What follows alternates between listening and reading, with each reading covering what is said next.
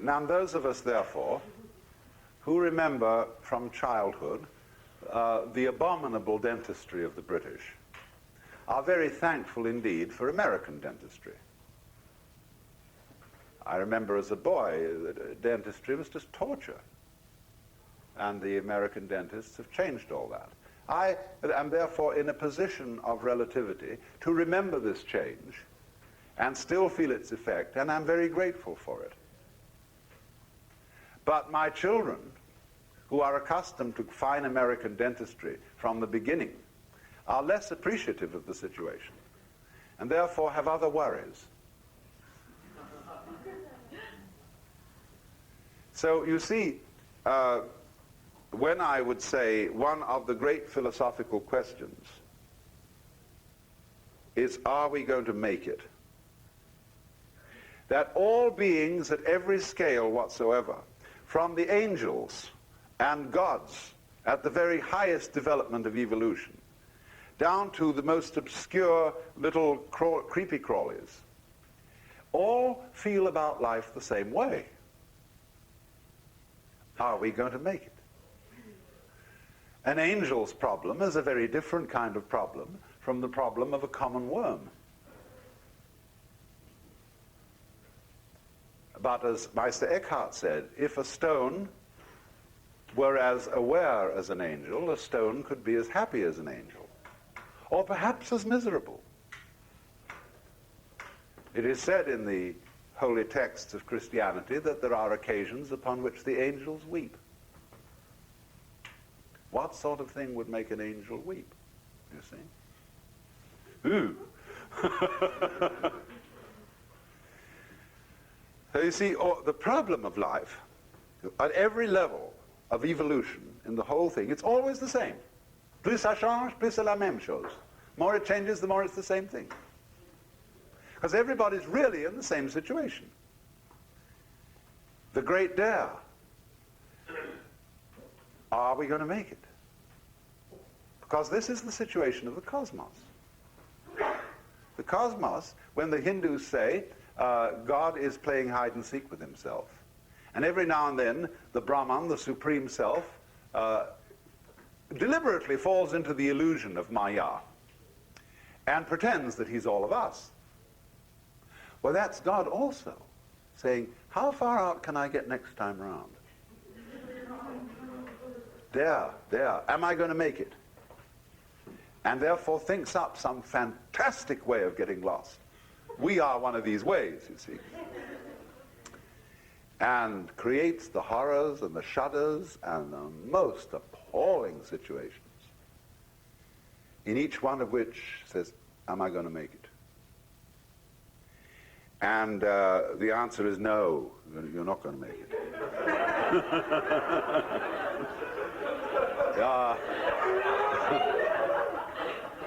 You're going to get away with it for a while. Yeah, you'll get away with it for a while, but in the end, no, you're not going to make it.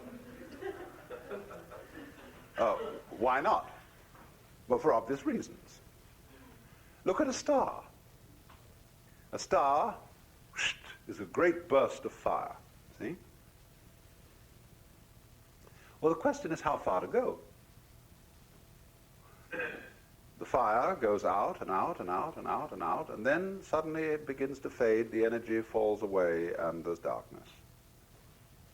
Unless something is there to reflect the more tenuous form of the fire, which is light, that is being thrown out to immense distances. But eventually light gives up. And that's why some of the furthest galaxies are beginning to disappear, because it's too far for the light. It gives up eventually. Because if there isn't a point, you see, where the light gives up or the radiance gives up, it fills everything and therefore has no way of realizing itself, because you can only realize light by the contrast of darkness. And that's why then you, as a ray which shoots out of the Godhead, will say, are we going to make it? In other words, how long a ray are you going to be? It'll be a long, long ray or a little short one. And some people think, well, If I'm only a short ray, it's not really a great success. I want to be a long ray. I want to live till I'm 90, or maybe 100, get longer and longer. Then you must listen to the Zen poem which says, in the spring, in the scenery of spring, there is nothing superior, nothing inferior. Flowering branches grow naturally, some short, some long. And when one of the great Zen masters was asked about the meaning of Buddhism, he said to the inquirer, wait till there's no one around and I'll tell you. And when there was no one around, he took this inquirer out into the garden and pointed at the bamboos. And the inquirer said, I don't understand. And he said, what a long bamboo that one is, what a short one that is. That was all. So what a long ray that one is, what a short one that is. See, if you look at some sort of stellar form object, it adds great interest to it if its rays are of unequal length. If they're all equal, it looks sort of flat and mechanical. But by having all sorts of different lengths, as you find them in some of those gorgeous radiolaria creatures that are minute animalcules of the ocean, you see all these, there's a certain balance of length, there's a certain average which gives it a globular form, but many different lengths in the stems. So you see, are we going to make it? How far out can you get? This is always the question. But then you're not going to make it at a certain point. The ray finishes, and we call that death.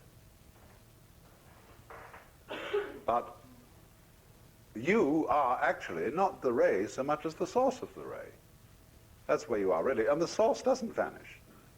You see, the source is there always.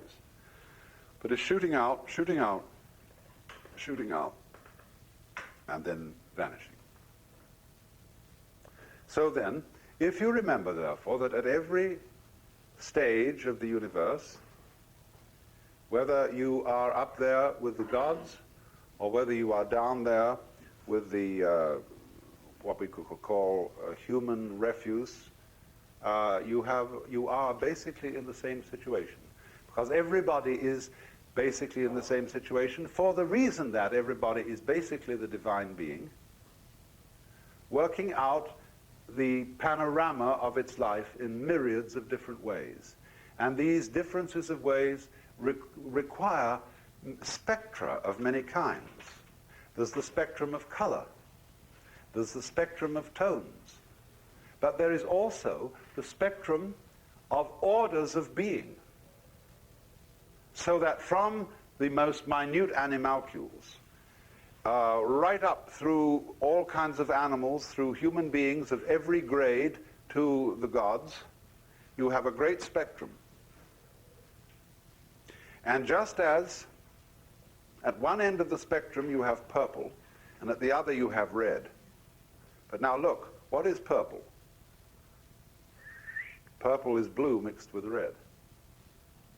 The spectrum goes right the way around. And therefore, if we say that you can begin any end you want to, but if we say that the purple end, like the deeps of the waters, are the very primitive forms of life, and the red, the most radiant, they are actually, if you see the spectrum as a circle, they join. So that when you get up, the only place to go is down.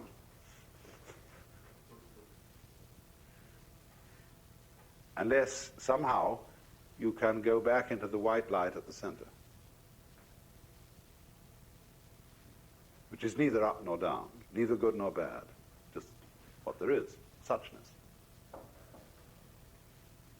So I think that one of the things that should be drawn is a symbol of a circular spectrum instead of one that's stretched out on a tape.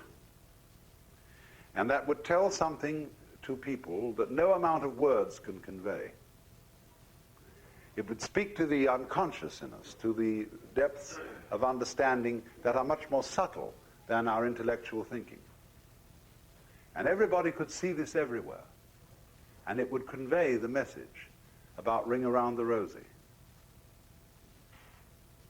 As is said in the Chinese texts of Zhuangzi, what is the center of a circle?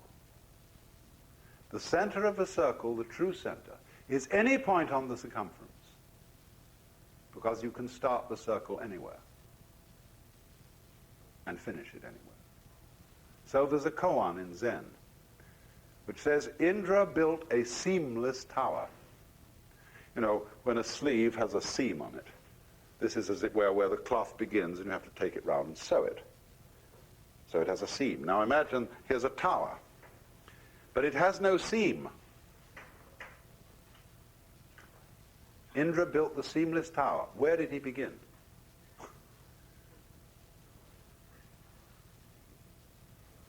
So in nature, then, one has this seamless order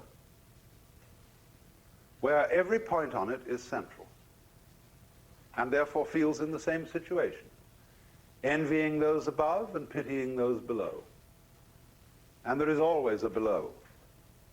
Maybe the most primitive animalcules imaginable have pity on the angels.